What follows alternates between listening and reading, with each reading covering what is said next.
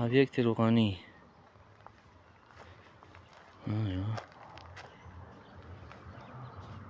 شیپان هم 16 متر در 5 16 در 5 آغولی زمستونا 7 در 5 نیم استویکوی پیش شیپان.